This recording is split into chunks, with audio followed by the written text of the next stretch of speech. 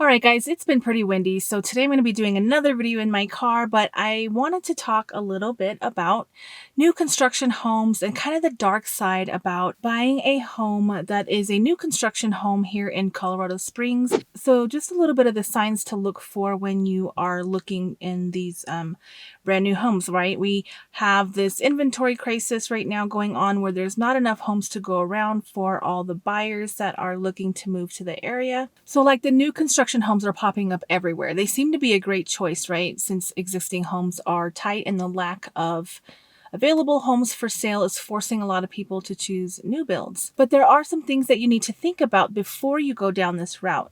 So in today's video, I'll be sharing with you the dark side of new construction homes in Colorado Springs. So stick with me.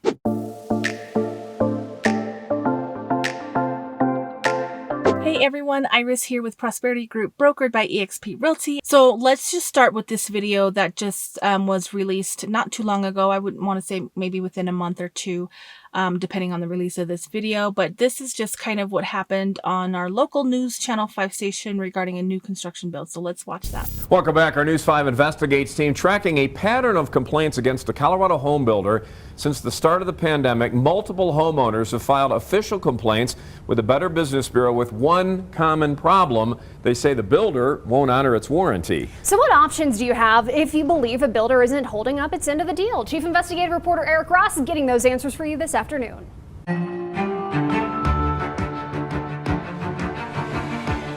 It's no secret. Up north, out east, down south, new home construction is everywhere in Colorado Springs. On the outside, this may look like your typical $500,000 home in the Briargate Wolf Ranch area. But inside, William Savell says it's been nothing but problems with his newly built Creekstone home. Every 3 to 4 months we have lights pop in the house and we have to go through and replace all of them. He says there's been electrical issues since the day he moved in, and he had no trouble showing our cameras the problems. For example, every time he turns on the vacuum, all of the lights in the basement flicker. If you take a walk on the treadmill, same problem. Initially, William says this was not a big concern since his home came with a 1-year warranty. With all those problems we were having, my wife and I decided it's probably a good idea to have a inspector come in before our warranty is up and have him look through the house and tell us everything that's wrong with the house that needs to be fixed so that we can send that to Creekstone. Here's a copy of that inspection report, which found cracks in the concrete, overdriven nails in the siding, which could lead to water damage, and electrical issues deemed to be a safety hazard and significant defect. The list of problems continues. I ended up sending 3 emails at first, email 1, email 2, email 3, saying, hey, I'm just reminding you, this is a warranty issue and we want these things resolved. And they never did. They never responded. All right, so now that we've seen that, you can kind of get an idea of what could happen. I know a lot of people think that buying a new build is a better choice because you get everything brand new, and unfortunately, that's not always the case. Now, I'm not saying not to buy a new construction home. That is definitely not what I'm saying. I'm just saying to make sure that you're going with reputable companies, a company that has great service and is going to work for you and not make you feel, and this is why you need a real estate agent, and I'll get into that a little bit more later, but just feeling confident that you're going to buy a good home that is well built, right? So several years back, I had talked to a contractor that was actually a plumber for one of the larger build here in the city. I won't mention any names, but I will show you kind of where to go to look at that stuff. But back when everything started booming and houses were getting cranked out, like all these tract homes were getting built so quickly, he had mentioned that he was worried about some of the builds because they weren't letting the concrete seal. Apparently you need about 30 days for the concrete for the foundation to cure, right? And I'm not a builder. I'm not going to go far into depth about how, homes are built. I know like the general process of how a home is built and some of the significant pieces that need to be, there, because every builder is different. They do have some standards, codes that they need to follow.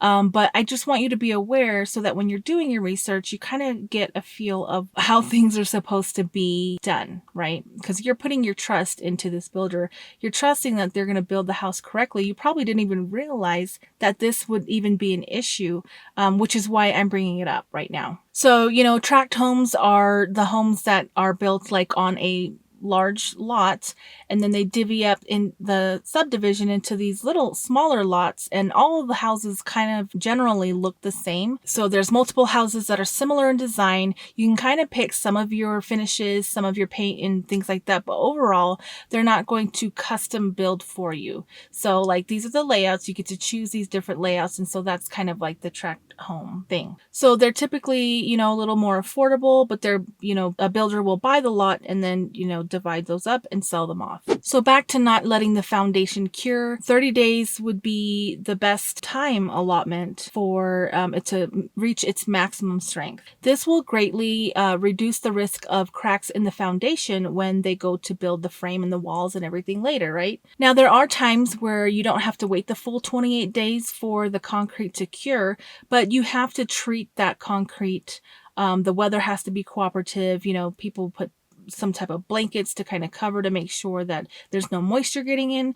So, I mean, it's possible, but are they really doing all these steps to make sure that that's going to cure correctly in a smaller amount of time? So that's why sometimes you'll see houses now, like the small hairline cracks are usually okay. If you have any concerns about something like that, then you want to get an engineer to come check it out and make sure everything looks good.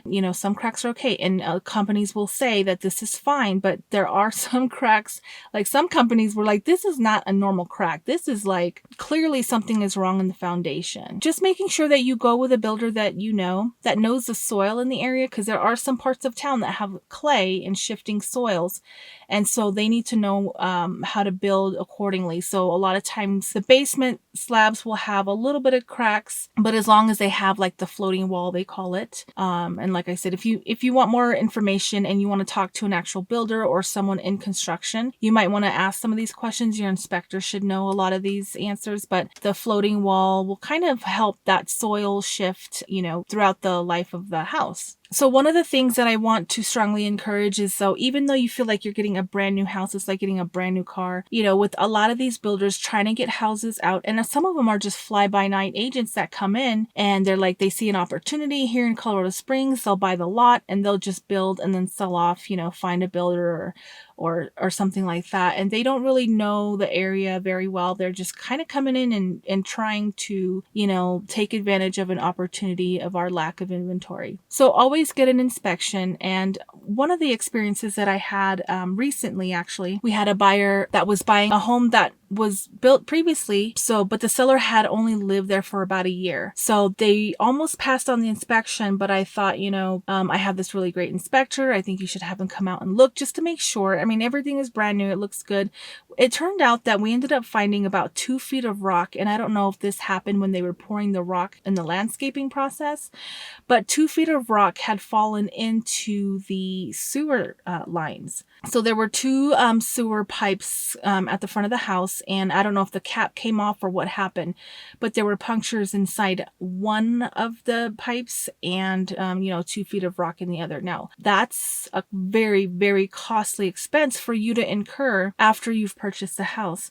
Now, there was a warranty still left on it, so they were able to go back to the builder and say, hey, we found this in the rocks. There's no way that a kid could have put this much rock in here. So anyway, the builder ended up fixing it. And you go with a builder that's not going to honor what their warranty is. That's kind of scary. You want to use a well-reputable builder to construct your home. So shout out to that builder for taking ownership and fixing that sewer issue. So anyway, all that to say, you're going to spend $500,000 on a house, then you need to spend that inspection for, a 3-bedroom, 2-bathroom, 2-car garage, just a little 2,500 square feet maybe. I think that inspection was about $700. Totally worth it, because that work that needed to be done was tens of thousands of dollars worth of work. So that's going to save you in the long run, right? And that's also something that can be negotiated with the seller, because now that has been disclosed, so say like, off topic of new builds, but say like that had been disclosed, they're going to have to tell the next person, like legally by law, they need to tell the next person that, hey, we had an inspection. This is a material fact. about this house that there's, 2 feet of rock in the sewer line. And that person is going to want to know that too, so that they can make a well-informed decision about whether to move forward or not. So just something to keep in mind. If you want to be competitive with your offer, you can still waive your inspection objection, but then also just keep the inspection termination deadline in there. That way you can terminate based on, a crappy house. Let's go ahead and look at this video for the Better Business Bureau about some of the concerns that might be happening with new construction homes. They're trying to get them out quickly. Now, these complaints are more than 6 months old, right? So, take that into consideration with a grain of salt as we kind of go through and read all of these. All right, so here is just some information on the Better Business Bureau about just some of the things that might go wrong when you're looking for new construction homes. So here are the 8 complaints for a specific builder. Now keep in mind, like I said before, that these are from last year and the builder has responded with some of the fixes, but let's just rate a few of these just so you can get an idea of what could go wrong. I've been unable to get them to come out and do the year-end inspection and fix all the remaining issues covered, and now they're saying they won't cover the issues when they wouldn't come out and do the year-end inspection. So this was back in 21. Had numerous warranty requests satisfied during the active warranty was their response. So they're saying that they reached out to the sellers. No additional requests have been submitted. And then, a document there. The complaining party rejected the response because they've asked multiple times for someone to complete the year-end inspection, promised a regrout and recaulk in the kitchen, and they're waiting for a light to be fixed and have been waiting for months. And of course, they're happy to forward all of their unanswered emails. And then another response here from the builder. And then this one says, I purchased my home from this builder in 18. When I purchased the home, it was brand new. I dealt directly with Aspen View, repeatedly assured that the build quality exceeded the minimum specifications that are required by law, and they would warranty any construction defects. Since I purchased the home 3.5 years ago, experienced several and persistent defects with the home, leading to issues, neighborhood association issues caused by the home's failure to complete construction in a timely and just the workmanlike manner, as in electrical, heating, foundation issues. There was a landscaping package described. So now there are large cracks in it, and they're just more than just the hairline cracks. And so no electricity in the kitchen, garage, half of the downstairs living area, can't use appliances to operate the garage door, sprinkler control unit has no power as a result. So this just goes on and on and on. I know a lot of people think that just because they buy a brand new house, everything's going to be brand new, does not mean that you're going to get, what you expect to be getting when you're walking into a brand new build. So that's why I still encourage inspections on new construction homes. You just want to have that peace of mind, and you want to get it corrected before you close the property, you close on the sale of your house and find all these things later down the road. So just keep these things in mind when you're looking for your new construction home. All right, so another experience that could happen when you are doing new construction is when you have a builder that takes forever. Like, we understand there was a shortage of labor. We had COVID where you had to quarantine. So you're losing workers. So it's going to take longer. So you have one that has to quarantine for 2 weeks, and then someone else gets COVID and they have to quarantine for 2 weeks. And during those 2 weeks, nobody's working. No one's building your house. So if you go under contract on a new construction home and they said, yeah, we're going to close, this year, and it's going to take about 6 to 9 months to build. Cool. Well, it's not cool when it's taking the builder over a year to build, and now interest rates have gone up and almost doubled, literally almost doubled. When you were looking at a 3% interest rate, your monthly mortgage was going to be, $2,200 a month on this new construction home. Well, now it's going to be $2,700 a month because of the rising cost of construction, new homes. Some new builds, this is crazy, because you would think they can project, the price. And I get it. Like, I'm not a builder. I'm not going to bash the builder, but I am going to share with you that you will sign oftentimes an addendum that says that this listing price could go up. So if it takes them a year, the home has built probably about an average of 4% in equity. So 4% of 400,000, that adds up. So, lumber costs might go up, labor costs might go up to get the house finished. So they're going to transfer all those cost to you as the buyer. So that could price you out of a home by the time you get to closing date. So, now that interest rates are up higher, you can no longer afford that monthly payment, even though you've been under contract for a year. Interest is up. The value of the home has gone up. Labor and lumber has gone up. And now they're transferring all that, to you. So that is another risk when you're doing a new construction in 2022. There are some builders that will lock that price no matter what. So if this takes us 6 months, and that's the other thing too, like I know like Challenger Homes, they will not contract a new build until it's so far along in the process so that they know that we're going to be at least, 6 to 9 months out, but not longer, because lenders need to be able to lock in rates. People are living on month-to-month leases, paying a premium rate on a month-to-month lease. Like, it's not fair to the consumer to have to go through all of this just to have a place to live. Like, it's kind of frustrating. So just some things to think about. I want you to be cautious when you're going into these situations. I would hate for you to see, yeah, we're going to close in 6 months and it's been a year and almost nothing has happened. They've got the frame down or whatever, or the foundation down, and interest rates are still going up. Property values are still going up, and they're going to try and pass that onto you. I know that they have to make their money too. Builders have to make their money. They're losing out on, they're paying premium prices as well.